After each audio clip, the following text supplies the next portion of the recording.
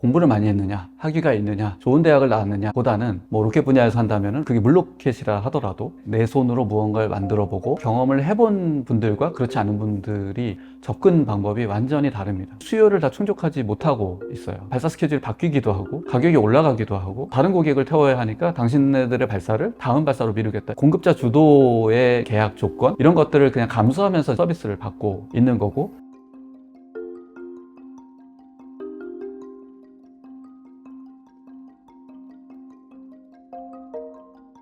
안녕하세요. 로켓컴퍼니 이노스페이스 대표 김수정입니다. 서울대학교 로켓 동아리 하나로의 전현우라고 합니다. 퓨처플레이 대표 류중입니다. 오늘 여러분들의 질문을 받아보도록 하겠습니다. 오늘은 로켓 히어로입니다.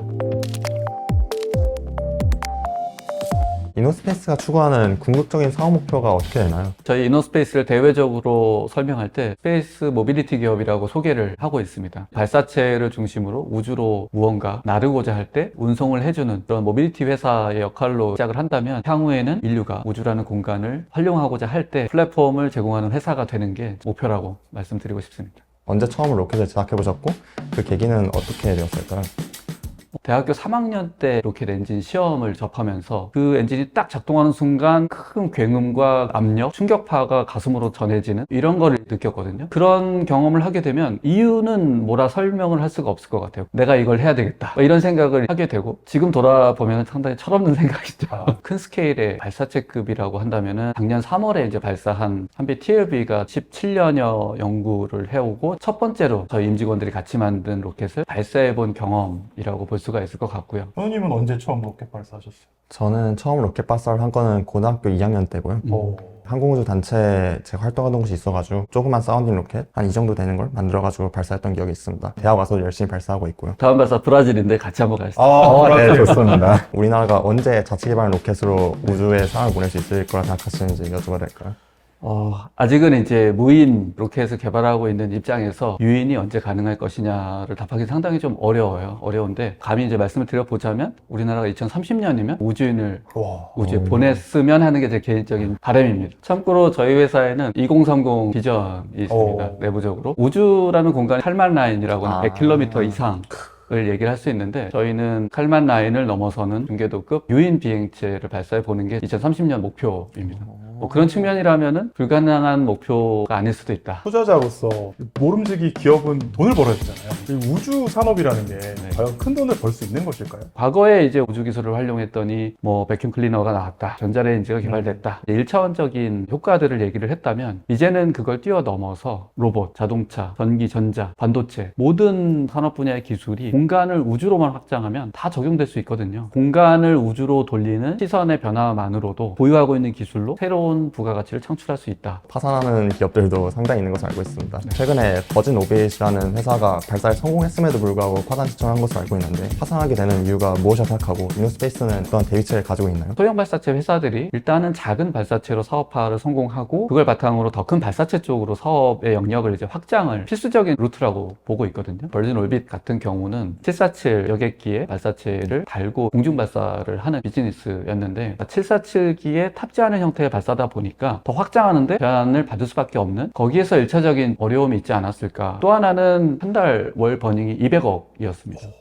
모델의 수립에 좀 실패였다, 저는 이렇게 좀 보고 있습니다. 저희는 국내 발사도 물론 하겠지만 브라질, 호주, 유럽 이런 곳에 발사장 구축하는 이유가 발사체의 스케일업을 하거나 발사 횟수를 증대하는 데 있어서 가장 중요한 키다, 이렇게 보고 지금 발사장 확보에 대한 많은 노력을 하고 있다. 그게 저희가 이제 갖고 있는 차별점이다, 이렇게 좀 말씀드리고 싶습니다. 소형 발사체 시장의 선두주자는 아무래도 로켓랩이라고 할 수가 있을 것 같습니다. 네. 그리고 또 스페이스X 같은 중대형 발사체를 개발하는 기업에서 시작하고 있는 것으로 알고 있는데, 이런 시장을 선점한 기업들이 있는 거에서 이노스페이스가 어떻게 시장에 진출할 것이고 어떤 우위가 있는지 궁금합니다. 지금 러시아 우크라이나 전쟁, 미중 간의 정치적 문제 때문에 많은 위성 고객들이 중국 발사체와 러시아 발사체를 선택할 수 없는 상황이 벌어지고 있고요. 민간 기업의 발사 서비스는 스페이스X와 로켓랩, ULA 정도가 있는데 수요를 다 충족하지 못하고 있어요. 발사 스케줄이 바뀌기도 하고 가격이 올라가기도 하고 다른 고객을 태워야 하니까 당신네들의 발사를 다음 발사로 미루겠다. 공급자 주도의 그런 계약 조건 이런 것들을 그냥 감수하면서 지금 서비스를 받고 받고 있는 거고, 로켓넷 같은 경우도 24년도는 풀 부킹이 다 끝났고 2년 이상을 기다려야만 발사를 할 수 있는 상황이거든요. 근데 이런 상황이 2, 3년만 지나도 한 10여 개 정도의 기업이 서비스 공급을 시작하고 나면 후발주자가 진입하기 어려운 진입장벽들이 생길 거라고 생각을 하고 있습니다. 국제 단체를 통한 우주 폐기물에 대한 처리 기준이 될 수도 있고, 궤도 진입을 할 때 여러 가지 제약 조건이 될 수도 있고요. 그렇다 그러면 빠르게 시장 진출을 해서 플레이어로 인정을 받는 것이 상당히 중요하다. 그래서 저희도 이제 속도를 가장 중요하게 생각을 하고 준비를 하고 있는 것이고요. 빠르게 시장 진출을 하는 게 무엇보다 중요하다, 이렇게 보고 있습니다. 이노스페이스의 기술이 워낙 실험적인 기술들이 많다 보니까 출연할 때 많은 어려움이 있었을 것 같은데요. 가장 많은 어려움을 겪었던 것은 무엇인지, 어떻게 해결했는지 궁금합니다. 하이브리드 로켓 기술을 바탕으로 발사체를 개발을 하고 있거든요. 과거에 전 세계적으로 많이 연구가 되었던 기술인데도 불구하고 상용화 사례가 많지 않았고, 저희가 그럼 이번에 발사에 성공했을 때는 무엇이 새로워서 성공을 했느냐라고 한다면, 하이브리드 로켓에 사용하는 고체 연료의 성능을 저희가 대폭 개선을 했다. 그 다음에 액체 산화제를 공급하기 위한 펌프를 전기 펌프 방식을 적용을 함으로써 하이브리드 로켓이 가지고 있는 구조가 단순한 장점을 해치지 않으면서 개발을 해냈다. 이런 부분이 차이라고 볼 수가 있는데, 제일 어려운 부분은 대규모 자금을 통해서 기술 개발을 장기적으로 해내야만 그 기술력을 입증을 할 수가 있는데, 펀딩 과정에서는 보여줄 만한 성과들이 없는 상태에서 대규모 투자 유치를 끌어내야 되거든요. 누구도 해보지 않은 성공 사례가 없었던 과정을 설명하는 게 제일 어려운 부분이었다. 로켓 재사용의 초기 단계 기술은 개발하셨잖아요. 너무 초기 단계의 시험이어서 아직 갈 길이 멀기 때문에 공개를 주저했었는데, 언론에 보도가 되면서 공개를 하게 됐는데, 내년 말 정도를 목표로 현재 저희가 계속해서 기술 개발을 하고 있고, 저희 발사체에도 재사용 기술을 적용할 그런 계획을 갖고 있습니다. 이제 로켓도 이 자율주행하는 자동차나 드론이랑 비슷해졌구나, 이런 생각을 했거든요. 네. 거기에도 AI가 쓰일 수 있지 않을까요? 이미 지금 로켓은 지상에서 조종하는 게 없습니다.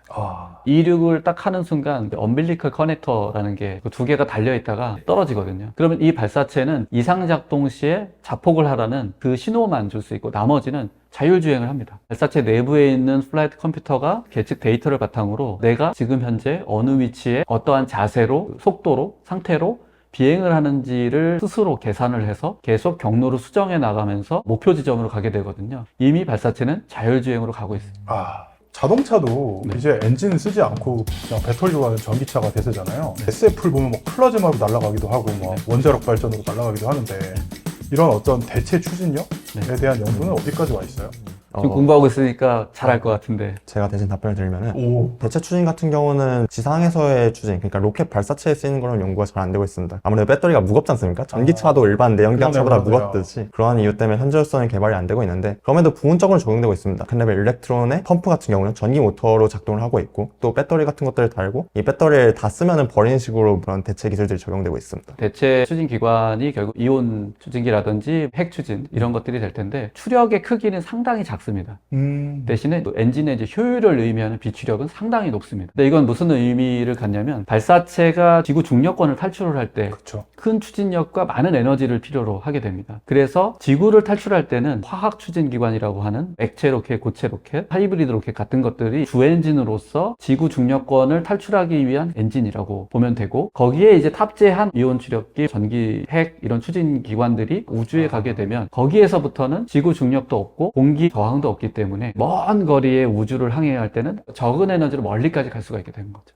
이런 우주 산업은 특성상 정부기관과의 협력이 좀 중요할 것 같습니다. 기존까지는 한국항공우주연구원 주도적으로 우주 전략을 수립했었는데요. 이제 그게 우주항공청 주도로 넘어가게 된 것 같은데, 이노스페이스가 체감하는 변화가 있으신지 궁금합니다. 뉴스페이스라고 해서 100% 민간이 모든 걸 다 할 수 있다, 이렇게 오해를 할 수가 있는데 절대 그렇지가 않고, 저희처럼 어떤 신생기업이 우주 시장에 진출을 하게 될 때 정부 발주 물량에 많이 의존을 하게 됩니다. 스페이스 X 역시 초기에 이제 나사로부터 큰 물량을 받아서 성공 헤리티지를 만들고 사업 분야를 이제 확장을 했거든요. 우리나라 역시 그 틀에서 벗어날 수는 없다. 그러한 측면에서 우주항공청에 기대하는 바는 해외 발사장 구축 이런 과정을 할 때 인허가 과정에서 저희의 카운터파트가 그 국가의 우주청들이 많습니다. 그러면 저희는 민간 기업이고 상대는 정부기관이기 때문에 어떤 논의나 협력이 어려운 부분들이 있습니다. 그럴 때 우리나라에 이제 우주항공청이 있다면 양국의 카운터파트가 다 우주항공청들이 되고, 저희는 아래에서 역할을 수행하는 형태로 된다면 우주 협력이나 비즈니스 영역의 확장을 할 때 보다 이제 원활히 할 수가 있고, 새로운 기회들을 이제 많이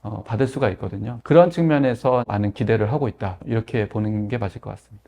대표님께서 오랜 시간 동안 로켓 개발에 매진해 오셨는데 그렇게 오랜 시간 동안 로켓을 바라볼 수 있었던 원동력이 무엇인지 궁금합니다.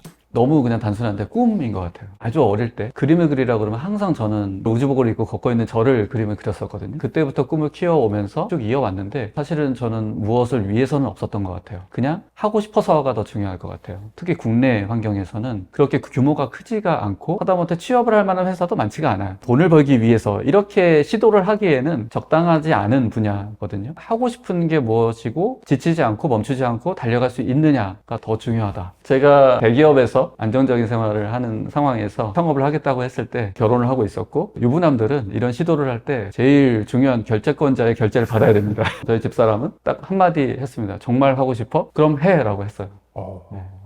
그 부분에 있어서는 정말 누구보다 고맙게 생각을 하고 회사를 운영하느라고 집사람에게 독박육아를 맡기고 있어서 계속 미안한 남편이죠.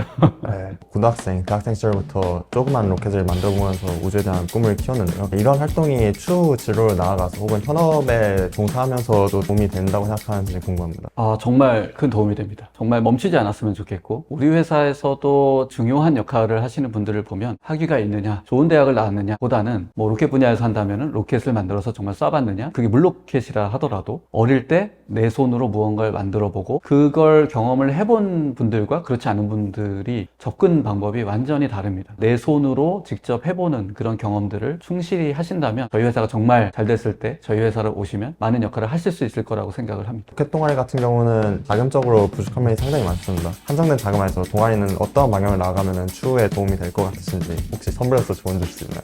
지금 로켓 동아리 전국에 이제 누라라는 네. 동아리 연합회가 있는 걸로 알고 있고, 매년 이제 로켓 발사 대회를 하잖아요. 자금을 저희 스타트업처럼 어떻게 효율적으로 운용을 해서 전략해서 아껴 써라 이런 말은 정말 못 하겠습니다. 지금 얼마나 적은 자금으로 그런 활동들을 하고 계신 줄을 알고 있기 때문에 오히려 그런 활동을 지원할 수 있는 협력 풀을 만드는 데 좀 더 집중을 하면 어떨까. 물론 이제 저희도 그 중에 하나가 될 수 있고요. 기업들은 분명히 사업 활동을 하기 위해서 우수한 인재가 필수적으로 필요합니다. 당연히 도울 수밖에 없는 상황이고요. 그런 부분들에 대한 협력을 끌어내므로써 더 많은 예산을 확보하고 더 많은 시도를 할 수 있는 방향으로 가는 게 더 맞지 않을까. 저희도 많이 도움 드리도록 하겠습니다. 과거에는 이노스페이스 같은 회사가 없었으니까 내가 로켓 회사에 취직을 못했는데 네. 이게 생겼단 말이에요. 네. 제가 이 로켓 쪽을 전공했지만 네. 딴 데를 좀 다니던 네. 30, 40대들은 이노스페이스 지원하면 받아주시나요? 무조건 받아들입니다. 국내 이 우주 분야 인력 풀이 그렇게 두텁지가 않아요. 정말 다 끌어 모아도 필요한 인력을 다 충원을 못 하거든요. 다른 산업군 같은 경우는 국외 인력을 적극 수용을 해서 부족한 부분을 또 채울 수가 있는데, 발사체, 위성 이런 부분은 전략 기술이고 외국인의 참여가 제한되는 부분들이 있습니다. 국방과도 관련이 있거든요. 국내에 있는 인프라를 최대한 활용을 해야 되는데, 과거에 항공우주 분야에서 많은 역량을 쌓고 공부도 열심히 하신 분이 지금이라도 한번 해보고 싶다. 그러면 그런 열정을 우리 회사에서 다시 한번 좀 불살라달라 요청을 드리고 싶습니다. 최고입니다. 우주를 꿈꾸는 사람으로서 외계인이 존재한다고 믿으시는지 궁금합니다. 아니 지금 있습니까 외계인? 왜 이 질문을 저한테 하는지 모르겠는데 저는 없다고 생각합니다.